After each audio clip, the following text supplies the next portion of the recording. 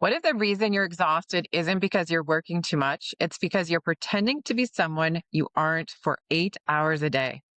So, millions of successful people are quietly living two lives, one they show the world, and one they desperately wish they could live. And so, today we're talking about how to become one whole person again. Have you ever looked around at your life and thought, I have everything I thought I wanted, and why do I still feel empty? Today's guest believes the problem isn't your career, it's the invisible wall we've built between who we are at work and who we are in our hearts. Richard Strilowich spent more than 4 decades leading in the corporate world while simultaneously exploring spirituality for over 30 years. Instead of choosing one world or the other, he discovered something surprising. Your career doesn't have to compete with your spiritual life. It can actually become part of it. So, Richard is an international bestselling author of The Corporate Sage, Gracefully Integrating Spirituality for Authentic Leadership, and the founder of Still Point Coaching, where he helps executives stop living divided lives and lead with authenticity, purpose, and peace. His coaching centers on helping leaders integrate their inner values with their professional lives instead of feeling forced to choose between them. So, Richard, welcome to the show. It's so great to have you here.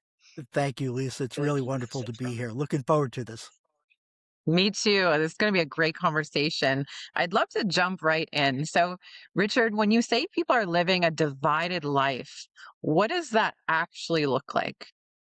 Um, well, first I can speak for myself, but I've seen a lot of this pattern in so many people in the corporate world. As we said, yeah, I've been in the corporate world for 40 plus years.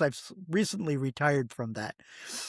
The divided life is, that there's essentially your real self, and then in the workplace, your work self. And somewhere along the line there, you find that the values of who you really are not aligned with many of the types of things that you need to do in the corporate world.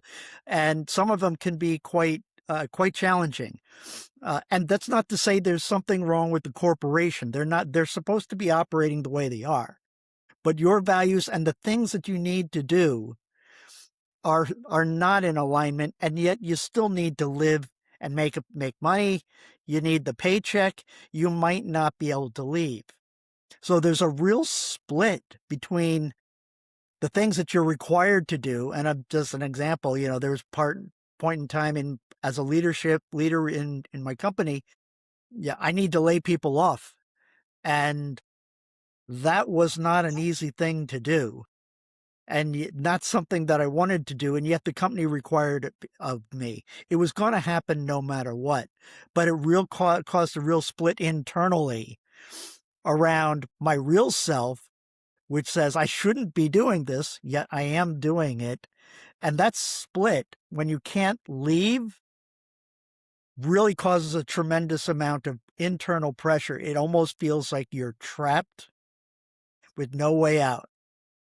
And that'll even take Yeah. you to a deeper level of hopelessness.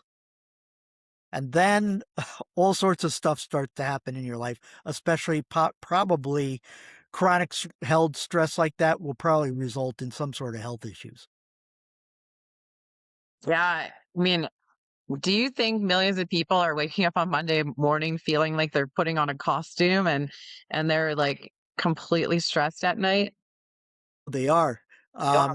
And I talked, not only when I was in the corporate world working for a large global corporation, all over the place, people were stressed to the maximum. And if all you have to do is look at the statistics out there in corporations, the level of, Harvard Business Review and other places will talk about engagement and disengagement. And so the statistics are something like only 17% of people are fully engaged in their workplace, which means that larger percentage are actually disengaged. And so it is very, very predominant. And the other thing that I hear and talk to people constantly all the time now is there is a tremendous amount of fear about being laid off. There's always been a tremendous amount of change. It's always happening. And now with the new advent of AI, it almost seems like that's a game changer. It's a game changer. Companies are laying Companies people are off laying and trying people to off and increase trying to increase productivity productivity. with AI and not needing as many employees that they've had. And we're only seeing that trend going to be continued down the road. And if you need a paycheck, that creates a huge amount of stress for you. So yes, I'm talking to many people, and where I was at, all over the place, people were very stressed, and today are stressed about, am I going to be the next one to be cut? Yeah. I feel like a lot of successful people secretly feel like they're living someone else's life, you know? And do you think that success sometimes is the very thing that keeps people trapped?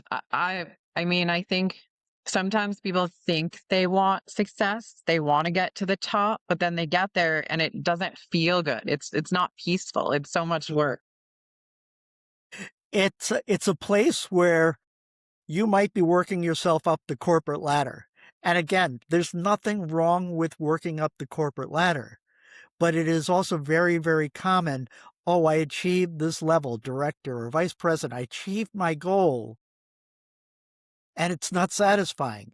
It didn't give me the inner fulfillment that I was hoping it was going to. Now, again, I want to say some people are driven by like that, and it is okay. But I think there are a smaller percentage who are natural and want to go up that path.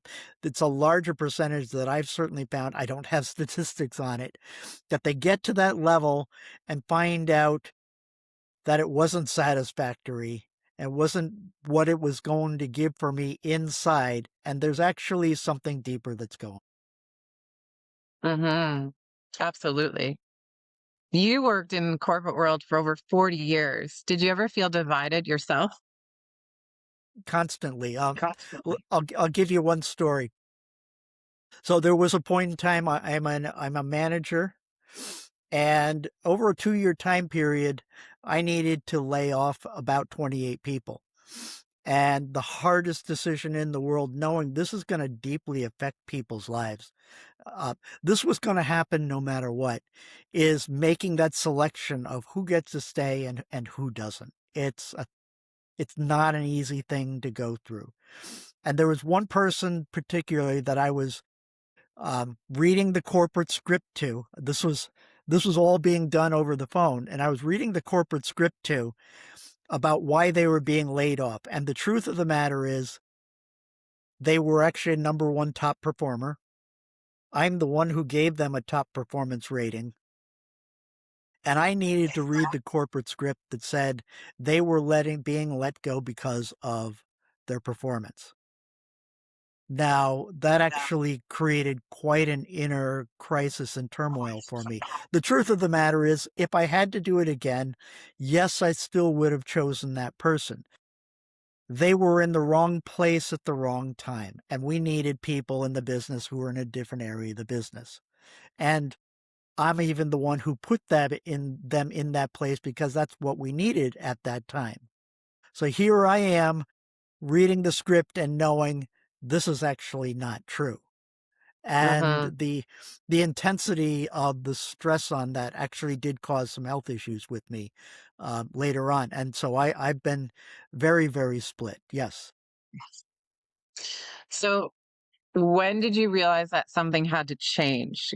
I just feel like so many people feel that way and they feel that trapped feeling and then they don't do anything about it. And like you said, it shows up in like inflammation and illness and, constant fatigue and stress. So how did you change? Uh, Uh, I can't say I I can't. changed. There's a spiritual path, and tell people the spiritual path found me. And it first started in there was something that I sensed. How do I want to say it? It was that silent inner voice that for many years kept saying, there's got to be a better way. And that inner voice actually felt painful in my heart. And the way I relieved that pain for the longest amount of time was as a lifelong learner, reading every self-help book out there, reading books on psychology, and spirituality, and taking a workshop that might relieve some of that stress. Maybe it might be a meditation workshop. All these kinds of things unconsciously I was realizing, looking at as to relieve that stress and to silence that little inner voice that kept saying, there's got to be a better way. But the truth is that inner voice never does really go away, and became quite painful. And that event that I told you of, where I had to lay a number of people off and it was quite extreme, actually caused a heart event within me where I had to have an emergency stent put into a coronary artery. Now, here's the thing, and there are two paths to talk about with this. One is um, that actually turned out to be a gift, Hmm. and I didn't know it. My path doesn't have to be everyone's path, but it caused me to go into a deep level depression, which I was warned that might happen, which caused me to seek help, which caused me to ask the deeper questions that was really going on as what's really going on here? Who am I in this? And what is my deeper purpose and meaning in life? Right? It can't be just getting the paycheck, which I still need, and everything else. That led me to finding books that just sort of fell into my lap along the way. Uh, a vision quest that occurred to me, and I went into the woods by myself seeking purpose and meaning. Other spiritual kinds of things sort of found me along the way. Long story short, I found a spiritual director that I didn't know I was looking for, who's helped me reframe my entire perspective about what's really going on and who I really am, because that starts to come down to the crux of it.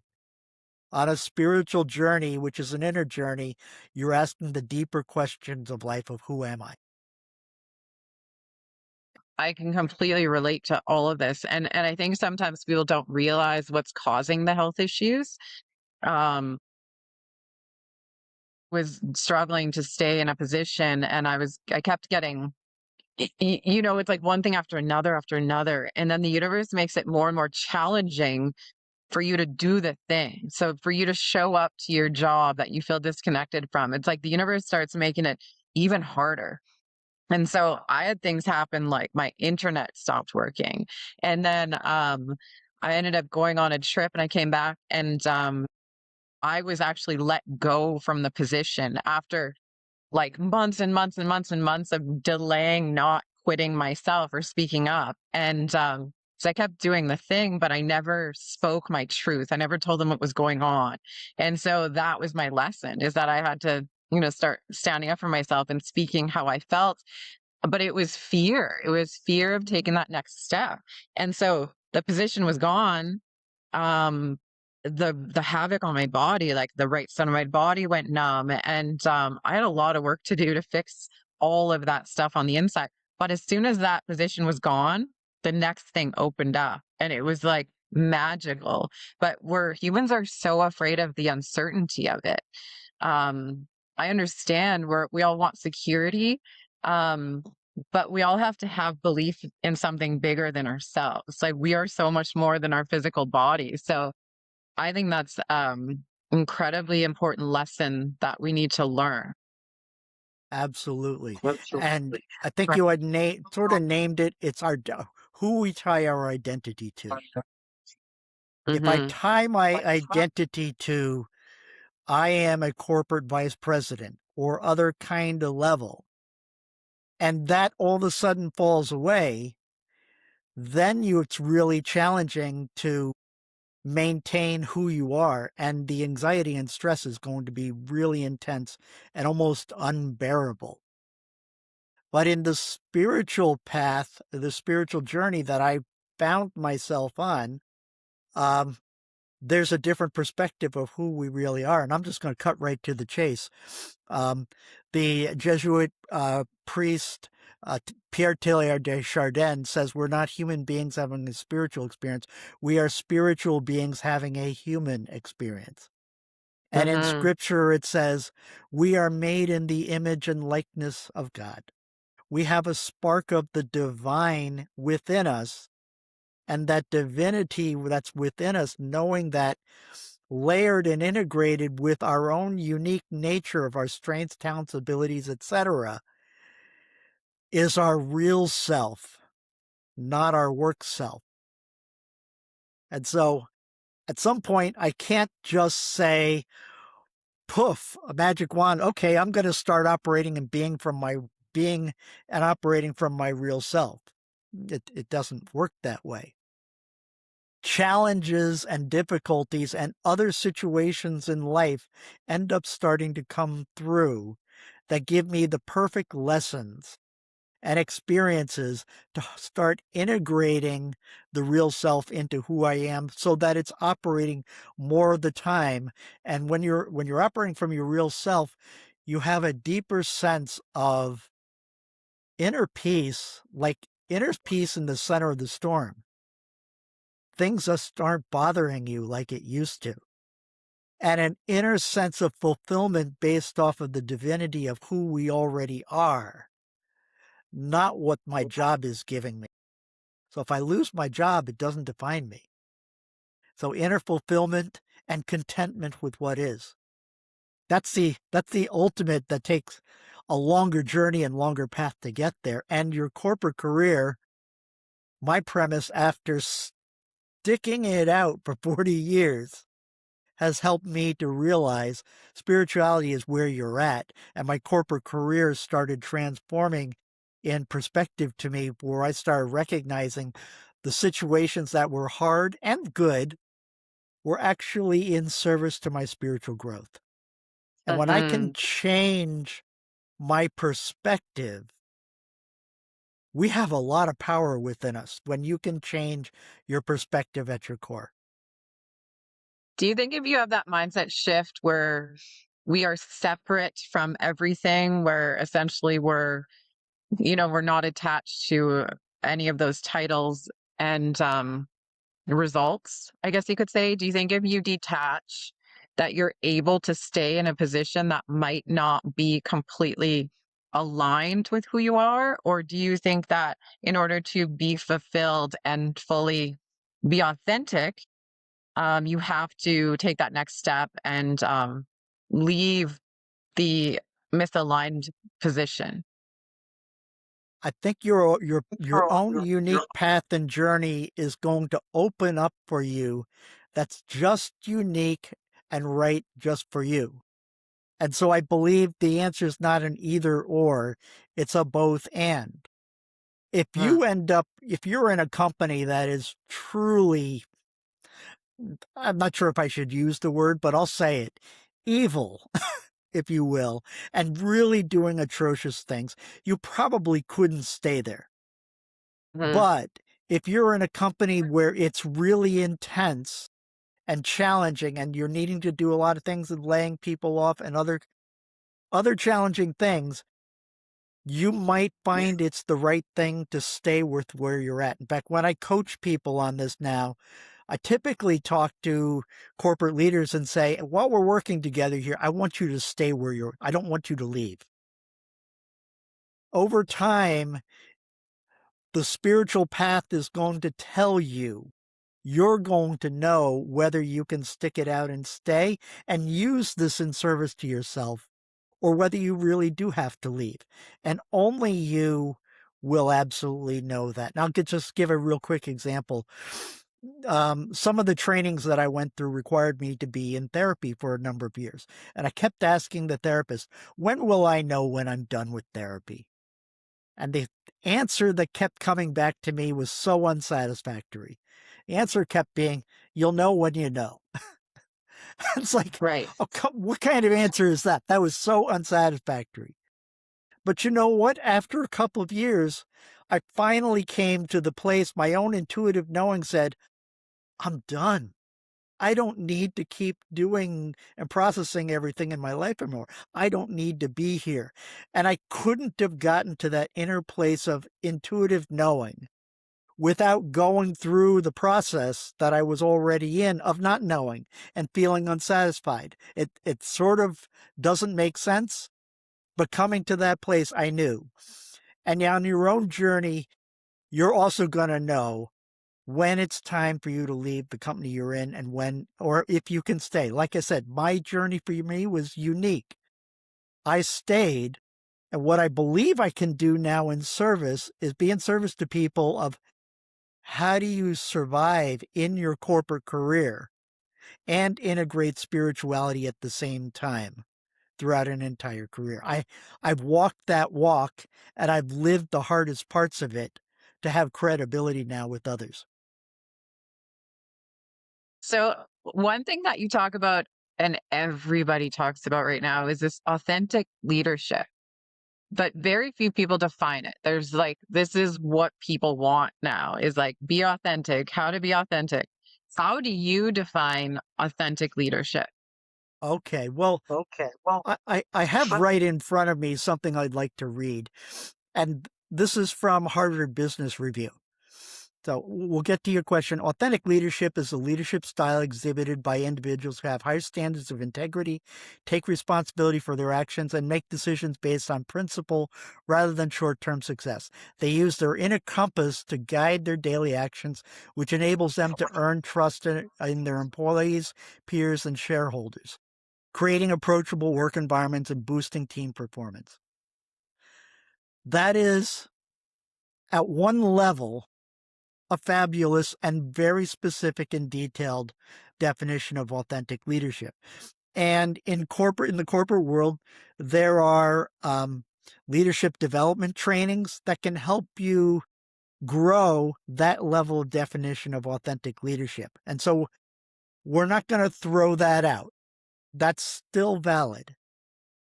But at a deeper level, I'll call it your real authentic self and authentic leadership.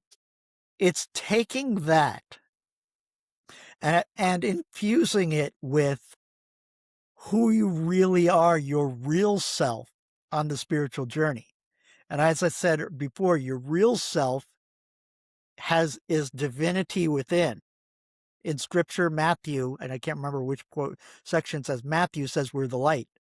And we have a level of divinity within with our own unique nature that makes us who we are, our talents and strengths. My talents and strengths are I'm very intuitive. I've got an engineering mindset. I'm a systems thinker. I can connect things all over the place without even think of it, and I know the patterns that occur. And I know that infused with my real self. So I can take that and not throw away the other different definition, but put it integrated into it of who I really am at my core and foundation that can't be rocked or taken away. And now I can operate from my real authentic self, which has a whole lot more intuitiveness to it, which I use in my corporate career, and centeredness and groundedness and presence. And it all makes a difference. Later on, and this did not happen overnight, I started finding from my real authentic self, I was able to operate and make decisions not based off of fear. And sometimes I was able to have hard conversations or tell hard truths to executives without fear of being laid off. And sometimes they appreciated it, like it was about time someone told me this. Not always.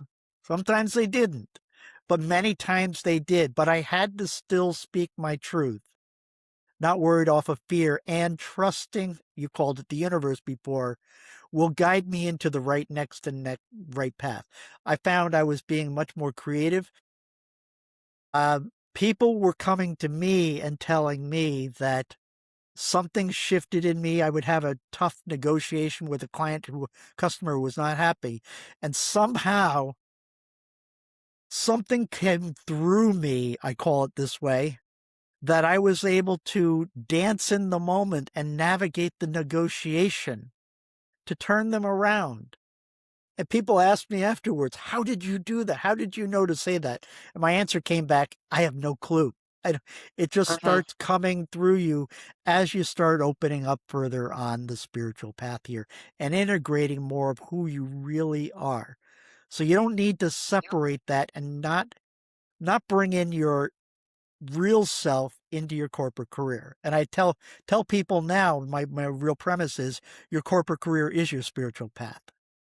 It will bring you all the circumstances, event, people, places, things, etc., that are in service to the next level of growth that you need toward integrating that divinity within. So, and it's not always pleasant and easy. Absolutely. Um, I definitely think that authenticity creates trust faster than authority. And I think some people get that backwards. I think people feel or they're not even realizing that they're operating from their ego and they're thinking that, I have to prove myself. I have to prove my worth and these outside factors and things create my worth. Whereas the reality for me, and I can't speak for everybody, but reality for me is when I see somebody being who they are, showing emotion, having integrity, um, saying what they are feeling and doing what they say and saying what they think, which is integrity, that I trust them so much more. The other stuff doesn't feel real because that's all a story we're telling ourselves in our head that it means something. But what really means something is the truth.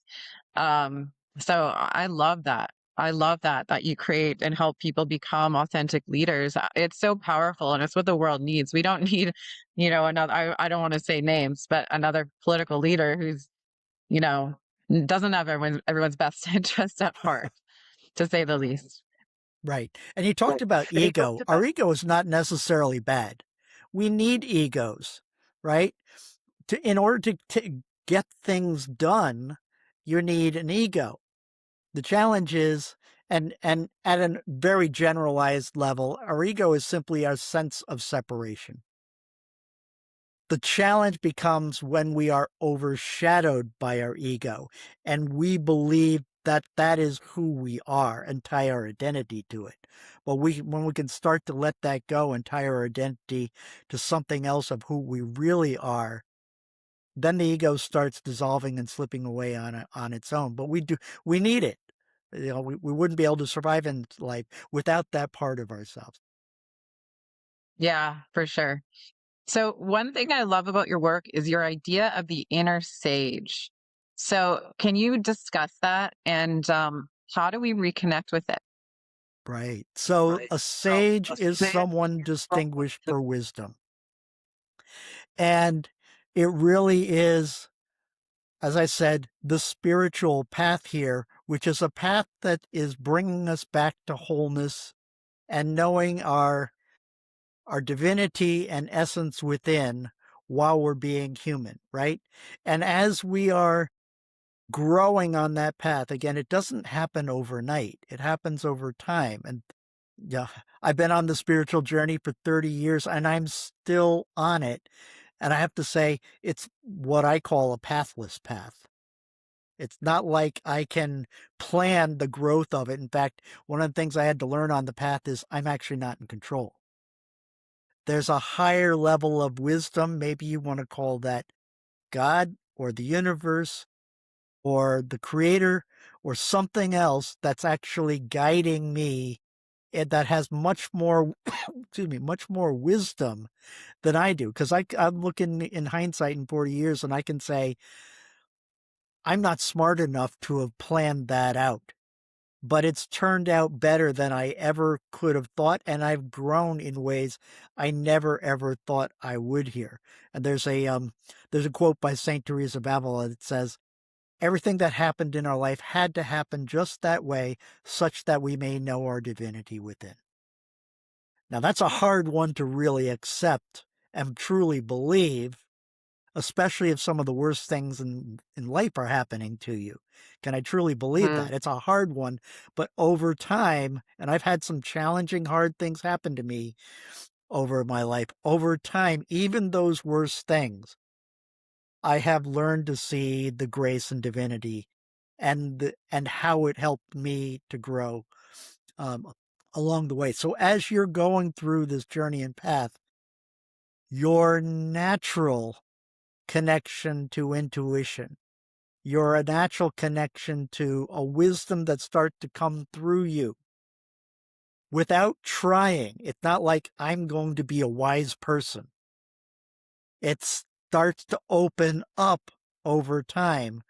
Where, as I said, I used the example before where I would be in a negotiation and all of a sudden something would come through me where I knew how to dance in the moment with an upset client to satisfy them. That's the kind of inner wisdom that I'm actually talking about there with the inner sage. And as I said also before, the spiritual path led me. I didn't lead the spiritual path. It guided me along the way as to what needed to open up and what I needed to learn at the right moments at the right time. That's how my corporate career became my spiritual path, in seeing it and reframing my perspective of the challenges that are happening at work in that kind of way. And in reframing it, the anxiety started slipping away. A deeper level of inner peace started coming through. A clarity and a focus started coming through. Not always. Of course, there are days I would get knocked off. Something happened. My boss says, I need this business case updated in 2 hours. And poof, I go into crisis mode. But it lasts for a very short amount of time from the days I used to obsess about it.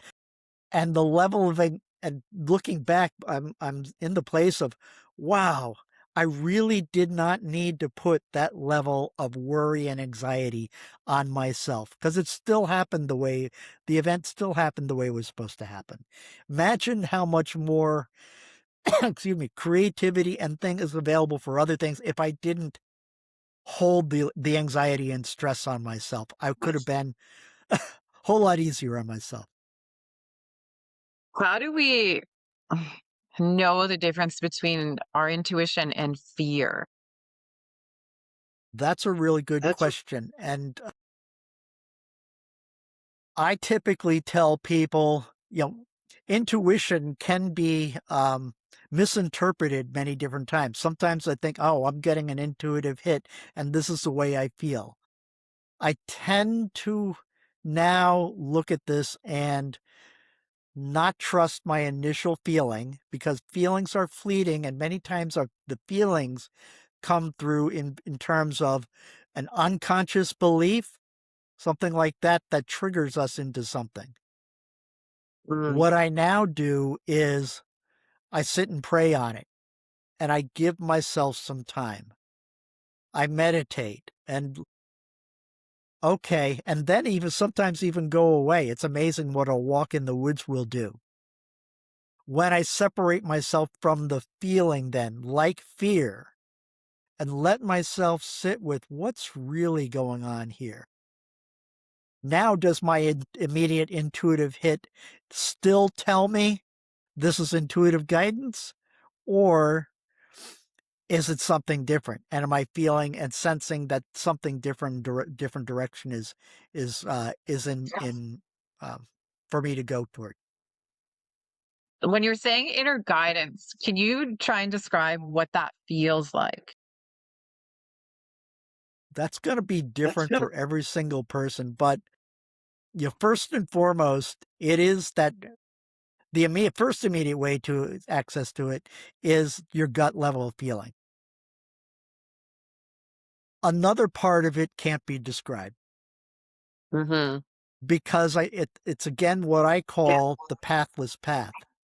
It's I couldn't plan the guidance that I've been on. All I knew was, hey, it felt right to take this course or take this workshop, or something shows something up for me that just feels right.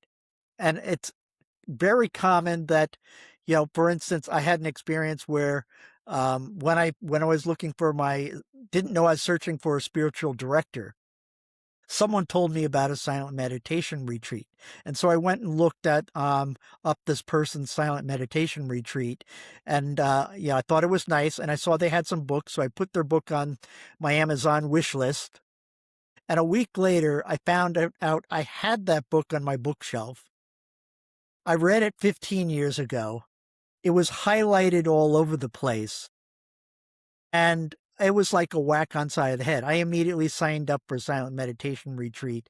Like, here is guidance that I could not have planned. But things will synchronistically come to me, or an inspiration occurs. I'll wake up at 2 a.m. and this inspiration occurs that I could not have planned.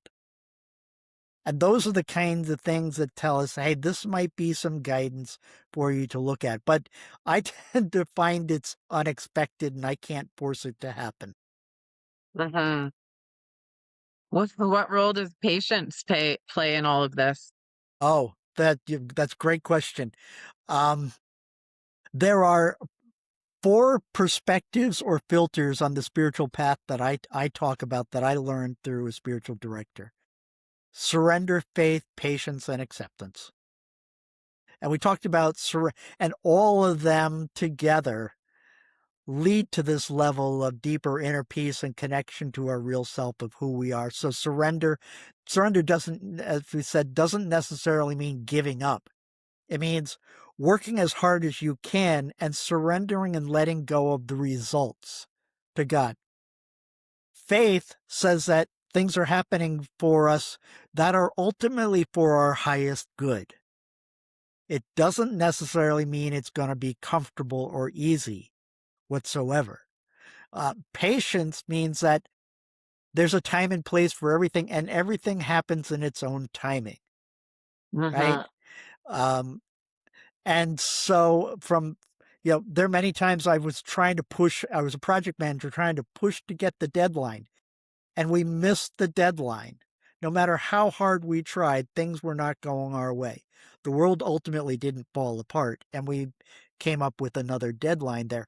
Patience was, this is just going to happen in its own divine timing. And lastly, I said acceptance. And that is accepting what is, accepting what's happening. And if I could have let go of all the anxiety, I have to lay off people no matter what. This is going to happen whether I'm going to be their manager or not. What I do know, and a mentor told me, is at least they had me as their manager who Mhm. could deliver this message with an open, compassionate heart, and someone who could deliver it and would do everything that I possibly could to help them find something else, either within the company or elsewhere. And it turns out many people who I did get layoff ultimately did find something even better, which was more matched to who they really are. So all those filters, patience being one of them, are all perspectives of filters that you can't just say, I want to grow this and I'm going to be more patient today. The last piece that I wanted to talk about is grace. Grace is the experience and force that brings to us those experiences that we need just in that way to help us grow patience, faith, acceptance, surrender. And there's a quote that I love here about grace by Cheryl Richardson, who's a thought leader in the coaching industry. Over time, you recognize that a benevolent force of energy has been available to guide and direct your life all along. I call that energy the unmistakable touch of grace. Grace leads us to the exact events and experiences we need at exactly the right time. Takes a lot of faith to truly trust and believe in that statement right there, to trust and believe that the conflict you're having with a peer or even with your boss or other kinds of things is an experience that grace is guiding you to grow and develop those inner qualities that I just mentioned. Yeah, humans do not like any type of discomfort. And in my experience, the only time that growth happens is through breaking through that discomfort. And It's not easy, that's for sure. Right. I don't know Right. why that is. It would be great if the universe was created that we could grow um, with so much ease and not little pain. But it seems to be that things are set up for us in such a way that those who truly are going down this kind of path, it's the road less traveled and sometimes the more difficult path. As I said earlier, I went through a dark night of soul depression kind of experience. And coming through on the other side was a new freedom and openness and acceptance that I could never have planned, that I wouldn't have gotten through if I hadn't gone through that hardship in that kind of way. I don't know why it's that way. I wish there was a magic wand. But there's a book by M. Scott Peck called The Road Less Traveled. And the very first line of the book, it says, life is hard. Mhm. And life has joy and happiness in it too. It's But in it too. we do Mhm. have a lot of challenges to go through. And they can be in a new perspective, be in service to us. You know what? This is just speculation, but I mean, there is growth that happens in positive situations as well, but the most transformation happens with those uncomfortable feelings. But perhaps it's that the discomfort is so uncomfortable. And when we're going through like good things, the feeling of goodness is so comfortable that we don't notice it as much. Do you know what I mean by Let's that? I was just kind of speculating, but I mean, ultimately, if I'm being real, I believe that it happens when we go through the hardest times. I mean, otherwise, we would be preventative. But I mean, for me, I waited till my body was numb before I made my next decision because I had to. It wasn't because, I did it on my own. It's because the universe said, "Nah, you're doing this, and if you don't do this, we're gonna make you do this." So it's yeah, life's definitely hard. I can concur with that. Um, Richard, for someone listening who says, man, I can't quit my job. I have a mortgage and kids and I don't have the luxury to start over and they're feeling really trapped. Where do you suggest they begin with all of this? Well, the first question that I have is, as we've talked about this, the spiritual path again is for those who feel an inner calling. You might not know it. And I didn't know it at the very beginning. So I've been talking about those who are truly open to the spiritual path. And the first place to begin is where you're at. Like, what's the reality of where you're currently at?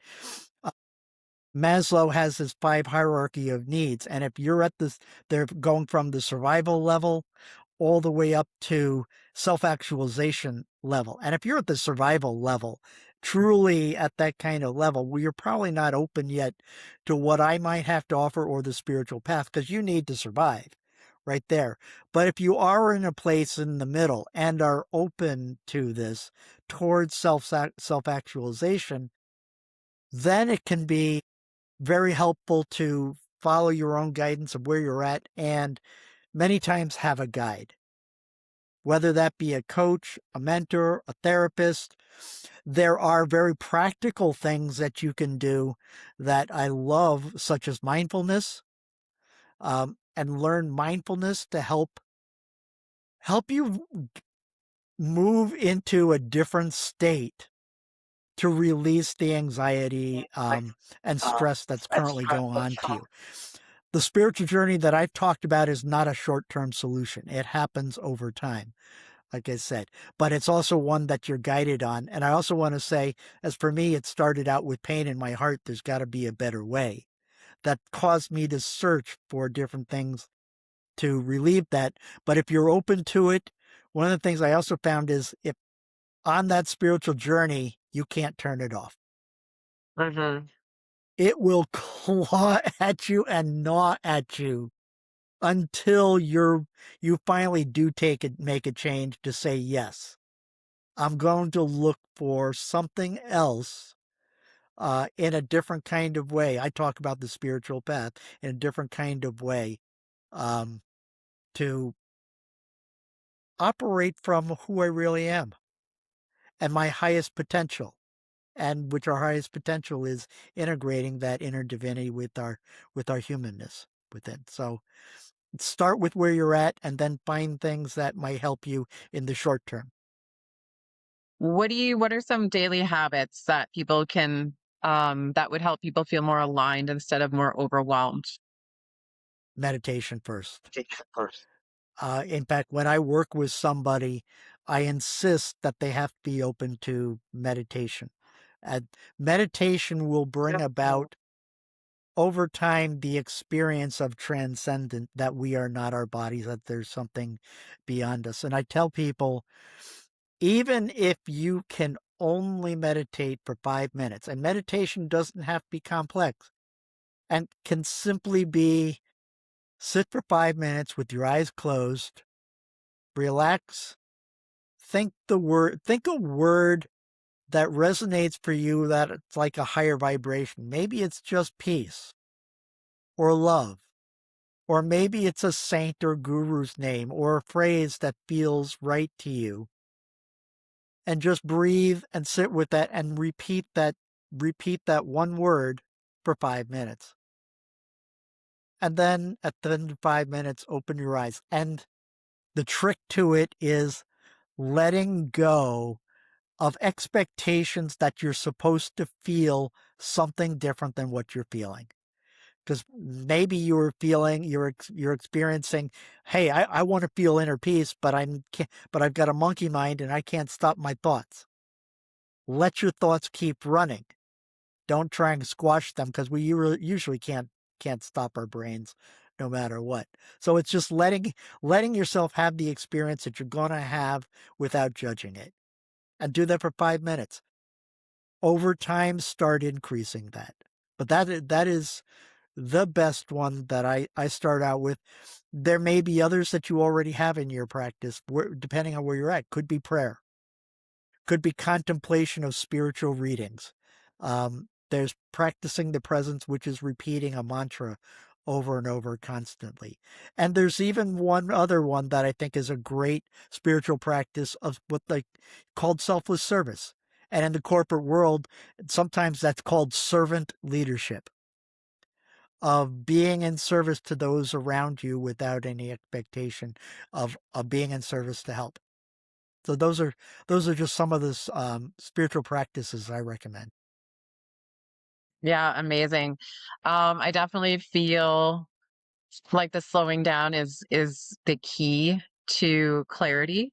We've all done it. We've all sent the message in the heat of the moment. We've all said the thing in the heat of the moment that the next day we wake up and we regret or wish we would have waited or taken the next step or just been patient with it. And learning how to sit with yourself in stillness, I think, is one of the hardest, yet one of the most valuable tools that we can learn to do. It's not easy, and it brings up emotions and it brings up feelings that we most of the time try and push down. But once you start, facing them head on and watching them instead of attaching to them, it becomes easier to do. So I like that idea, even just starting with a minute a day of silence with yourself. It's like the gym. You have to start somewhere for it to You got to work increase that and get spiritual better. muscle. Yes. Yes, 100%. I love it. And every day is going to be a bit different. So, I mean, I've had days where I'm like, spirituality, I'm throwing it away. I'm so frustrated right now. If they were on my side, this would not be happening. But then later on, I got that, all right, you proved me wrong again moment. So it always comes back around. That's right. It definitely um, does. Yes. Yes, for sure. So, Richard, if every executive or entrepreneur or employee walked into work tomorrow as a completely aligned person with who they authentically are, what kind of world do you feel we'd be living in? Oh, one that I'm probably tough to even imagine, but it's an Yeah. imagine that it's a world of infinite possibility, really, if you will. Mhm. And boy, wouldn't that be transformational? No kidding. Maybe, one day in our next life, that might happen. But Yep.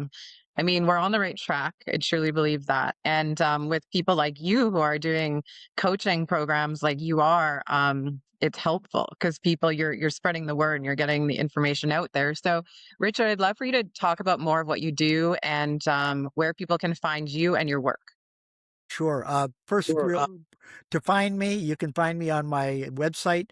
It's stillpoint, STILLPOINT, coach.com. One word, stillpointcoach.com. You can also find me on LinkedIn, Richard Strilowich on LinkedIn.